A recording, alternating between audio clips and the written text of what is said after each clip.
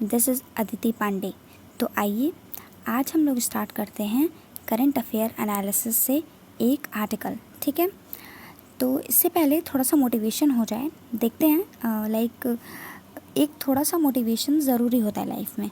हाँ, हर दिन मोटिवेशन नहीं चाहिए होता है, पर कभी कभी थोड़ा सा मोटिवेशन चाहिए होता है ताकि हम अपने लाइफ को ईज़िली आगे ड्राइव कर पाएँ और अपनी जर्नी के प्रति हम निरंतर आगे बढ़ते रहें।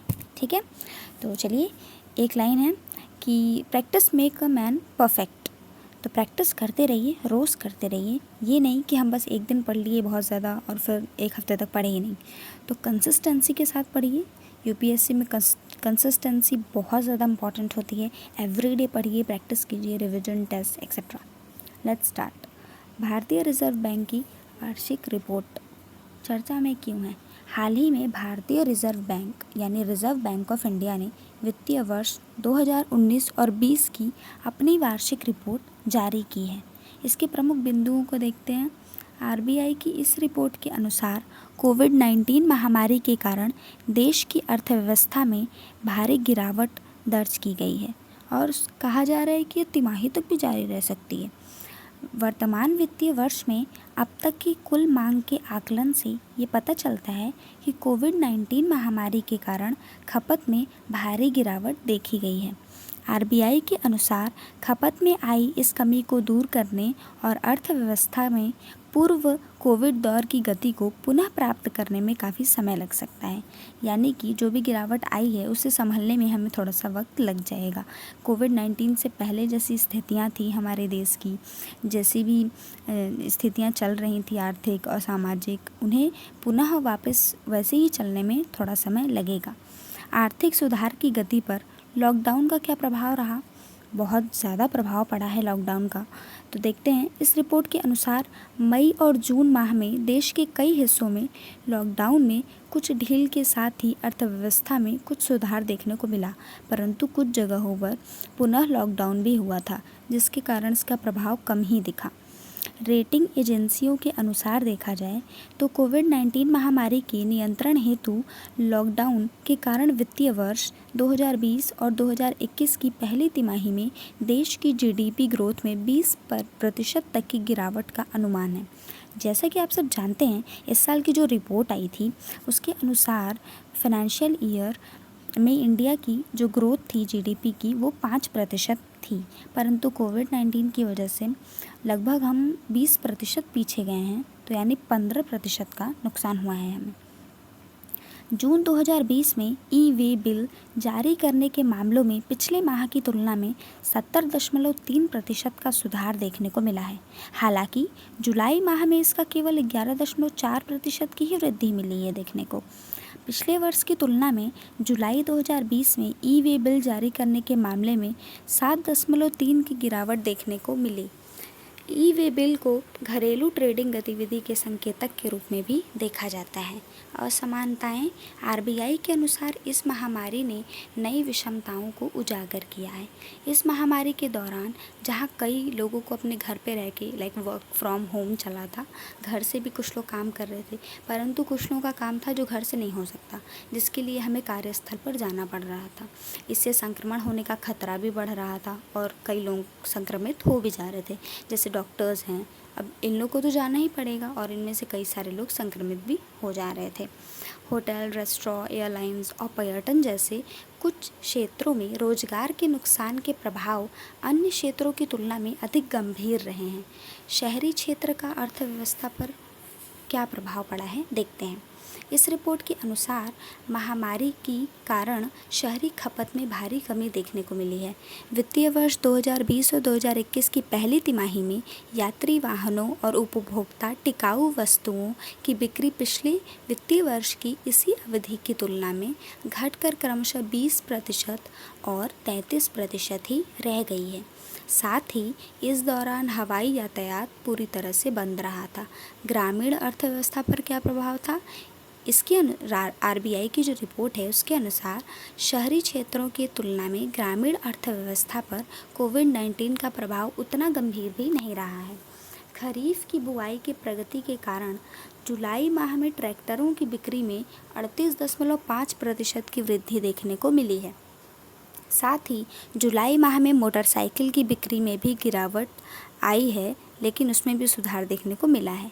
दैनिक मजदूरी में काफ़ी गिरावट आई है, जिसके कारण पूर्ण सुधार संभव तो नहीं हो सका। लोगों की आजीविका छिन गई थी, कई मज़दूरों की जॉब चली गई थी और प्रवासी मज़दूरों को अपने घर वापस आना पड़ा अपने जॉब को छोड़कर, जिससे संकट अभी भी बना हुआ है। अर्थव्यवस्था में सुधार के प्रयास। कोविड-19 के कारण अर्थव्यवस्था की क्षति को कम करने के लिए मार्च से लेकर अब तक आरबीआई द्वारा बाजार में लगभग 10 लाख करोड़ रुपए का निवेश किया गया है। इस दौरान आरबीआई ने विकास की गति को मजबूती और वित्तीय प्रणाली को स्थिरता प्रदान करने हेतु रेपो रेट में 115 बेसिस पॉइंट की कटौती करते हुए इसे 4% तक कर दिया। घरेलू निवेश में गिरावट। आरबीआई के अनुसार सितंबर 2019 में सरकार द्वारा कॉरपोरेट टैक्स में लाई गई कटौती अपेक्षा के अनुरूप निवेश चक्र को पुनः शुरू करने में सफल नहीं रही है। अधिकांश कंपनियों द्वारा इस छूट का उपयोग अपने ऋण को कम करने और कैश बैलेंस को बनाए रखने तथा अन्य मौजूदा परिसंपत्तियों में भी किया गया है। गौर मतलब है कि सितंबर 2019 में जो कंपनियों के लिए कर दरों को 22% और नई घरेलू कंपनियों के लिए 15% तक करने की घोषणा की गई थी। इन सुधारों के बाद भी वित्तीय वर्ष में सकल स्थिर पूंजी निर्माण घटकर 29.8% ही रह गया, जो कि वित्तीय वर्ष 2018 और 19 के दौरान 31.9% था। बैंक धोखाधड़ी के मामलों में भी काफ़ी वृद्धि हुई है। वित्तीय वर्ष 2019-20 के दौरान 1 लाख रुपए से अधिक के बैंक धोखाधड़ी के मामले संख्या से भी दुगनी संख्या में वृद्धि देखने को मिली है। वित्तीय वर्ष 2019-20 के दौरान लगभग 8,707 मामलों में 1.85 करोड़ रुपए की वित्तीय गड़बड़ी देखी गई, जबकि वित्तीय वर्ष 2018 और 19 के दौरान 6,799 मामलों में 71,543 करोड़ रुपए की वित्तीय गड़बड़ी दर्ज की गई थी। आरबीआई के अनुसार वित्तीय वर्ष 2019-20 के दौरान बैंक धोखाधड़ी के कुल मामलों में 80% सार्वजनिक बैंकों और लगभग 18.4 निजी बैंकों से संबंधित थे। वित्तीय वर्ष 2019-20 के दौरान बैंक धोखाधड़ी की घटनाएं होने और इनके पता चलने का औसतन अंतराल 24 माह रहा। आरबीआई ने बैंकों द्वारा प्रारंभिक चेतावनी संकेतों के कमज़ोर कार्यान्वयन, आंतरिक ऑडिट के दौरान ईडब्ल्यूएस का पता न लगाने, फॉरेंसिक ऑडिट के दौरान उधारकर्ताओं का गैर सहयोग, अनिर्णायक ऑडिट रिपोर्ट आदि को धोखाधड़ी का पता लगाने में देरी का प्रमुख कारण बताया है। ईडब्ल्यूएस का full form early warning signals होता है। महंगाई।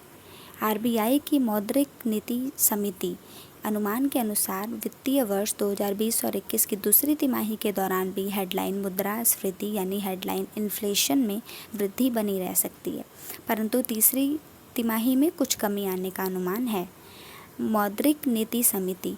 आरबीआई की मौद्रिक नीति समिति का संगठन 2016 में भारतीय रिजर्व बैंक अधिनियम 1934 आरबीआई एक्ट में संशोधन के माध्यम से किया गया था।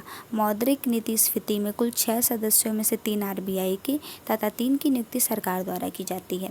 मौद्रिक नीति समिति अन्य कार्यों के साथ मुद्रास्फीति को नियंत्रित करते हैं तथा रेपो दर तय करने का कार्य भी करते हैं। सुझाव।